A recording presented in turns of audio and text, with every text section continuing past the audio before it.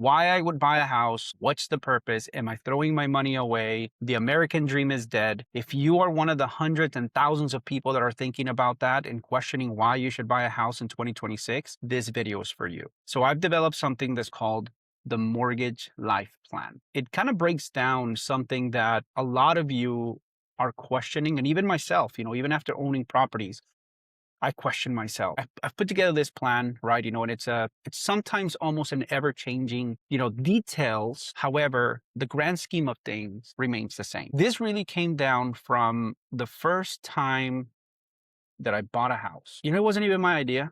I didn't want to buy a house. My wife wanted to buy a house.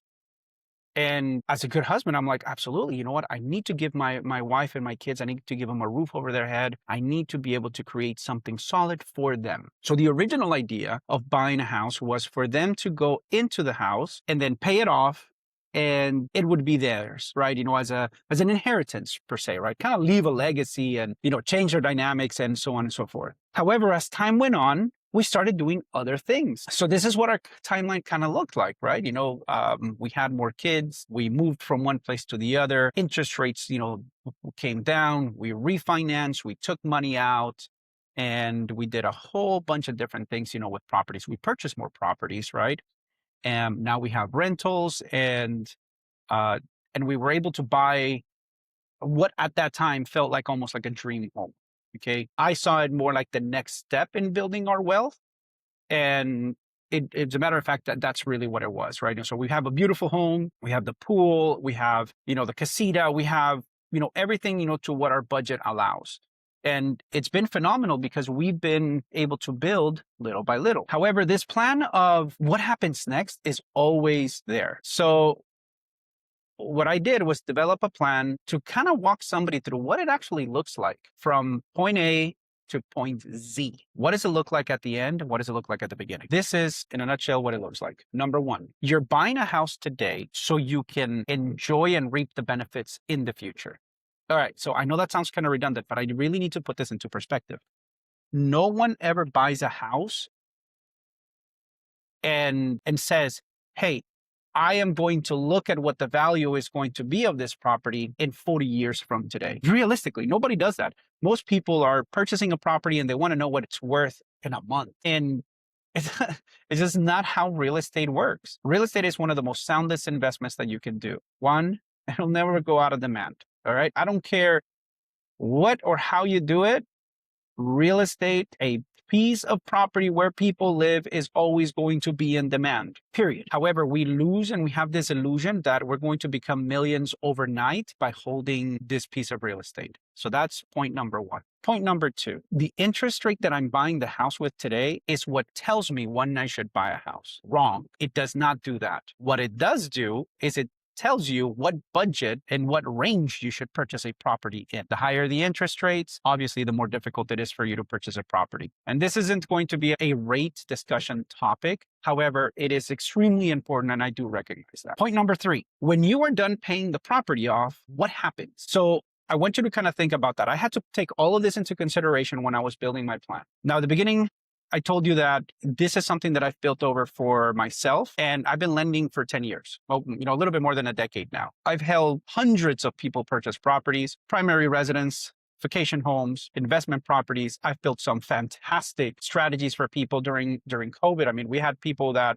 we took money out, we put them into a retirement account, and it was the phenomenal strategy at the time. They pretty much front loaded all their entire retirement. They're set. So in reality, this video is not, for somebody who's going to have, 5, 6, 10, $11 million. I mean, it could, but it's going to be for you and me. It's going to be for those people that are putting money away in their retirement on a day-to-day, okay, which is the majority of Americans. This is going to be for middle-class America.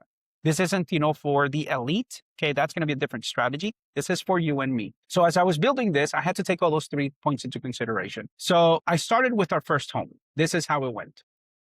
We bought our first home. 2.5 years after we purchased it, we saw equity come up. Well, it was really interesting because when we bought it, we had to be patient. But when we got the equity on it, what we actually did was we took money out and we purchased another property. That was one of the strategies that we utilized, and I thought, oh my gosh, I'm going to build, a whole entire empire with this. And the reality is that you can, however, it takes time. So if you're immediately trying to do that every 6 months, well, it doesn't work. because obviously properties would have to have an ever increasing amount.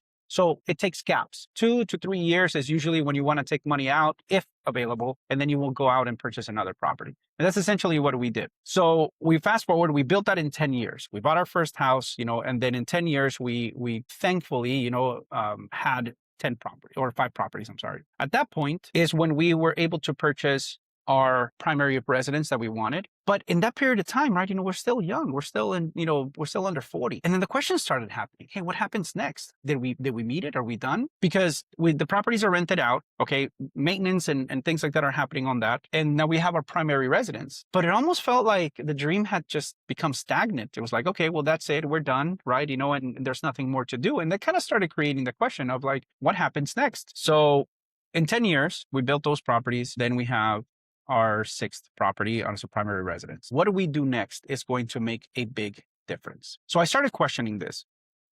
Our tenants are paying off the properties. Phenomenal. Okay. We're not making a lot of money out of the rentals because it's not the point. We're not trying to cash flow a ton.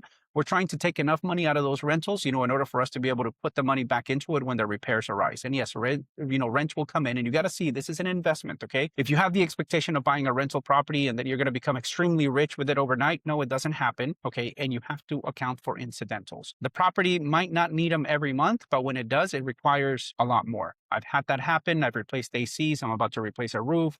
I've had, to change floorings, remodels, etc. The tenants are paying the properties off, and I have a considerable amount of equity in there because of that. So it's part of my retirement plan. But the goal with the rental properties is for me to have the tenants pay off the properties. Okay. Yeah, of course, we're reinvesting into it. I'm using depreciation, from the value of the properties as to when I purchase them, which is another tax strategy that we're putting in place. When they're paid off, that income, let's say that each one of them is $2,000, right? So we're in Arizona, and we could talk about regions in the United States, where you can actually make this investment a little bit better or, a little bit more consistent. But in Arizona, average rents, in 2026 are going to be anywhere from $1,900 to about $2,500, right? For a 3-4 bedroom home. So if my properties were paid off right now, 5 properties, that would be $10,000 a month in income. Well, my tenants are paying that off, so that's good, right? I'm continuing to work. My wife is a stay-at-home mom, so she's homeschooling the kids. So it's a single source income. We have the rentals. We have our primary residence, and we've been able to make these good decisions, okay? But what happens next? I'm not making enough, and a lot of you guys might feel the same way. You're not making enough in order for you to have a big retirement account and all these investments, right? Or you've made other choices.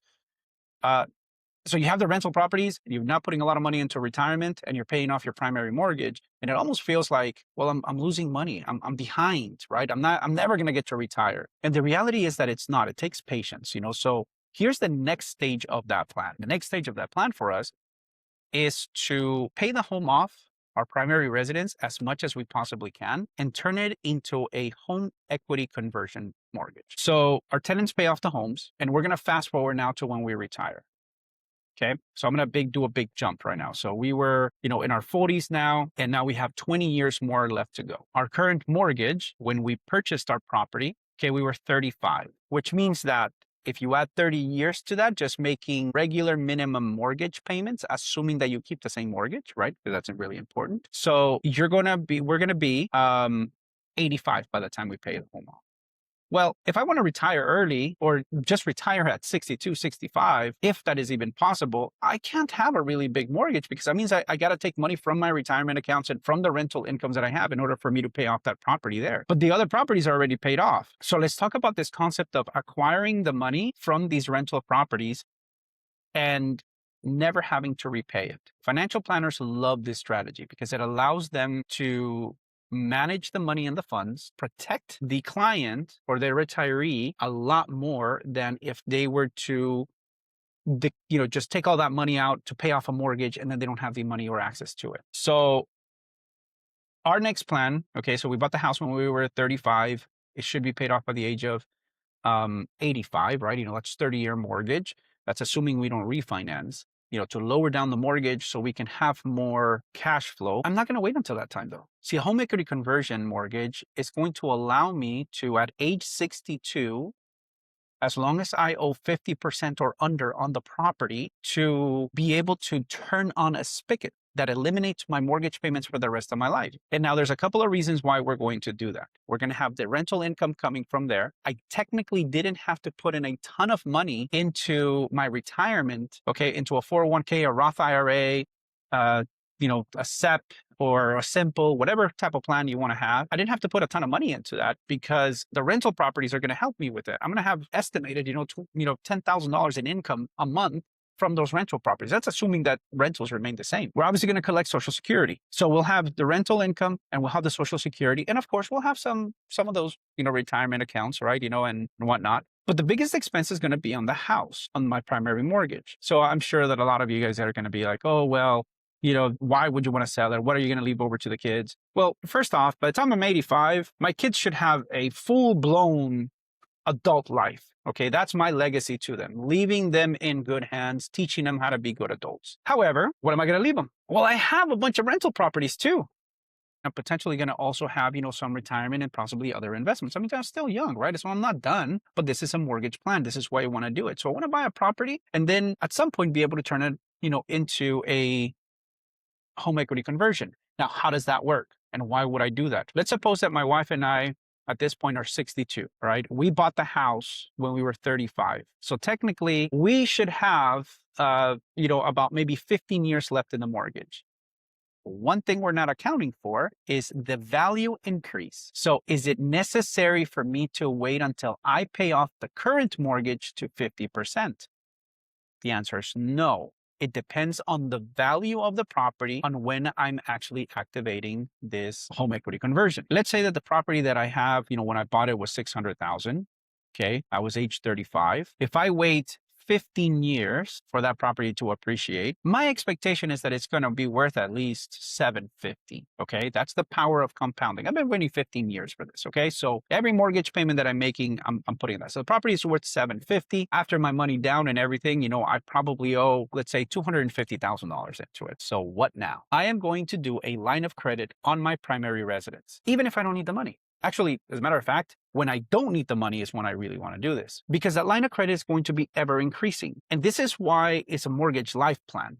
All right. And there's very many different ways. Each one of you guys will have a different strategy on putting these things, needing a different strategy for each one of these items. I can definitely walk you through what it looks like, for each one of you, depending on your situation. But this is what my life plan is. So I'm going to turn that into a line of credit that is increasing every year for the rest of my life. So why would I want to do that? Because if I need to access money from that line of credit, I can access it with no payments, which means that, man, if I have some big expense, I want to take a big vacation, or I want to do any of that, well, that's literally the reason as to why we're actually saving all this money, is for us to be able to enjoy retirement. Okay.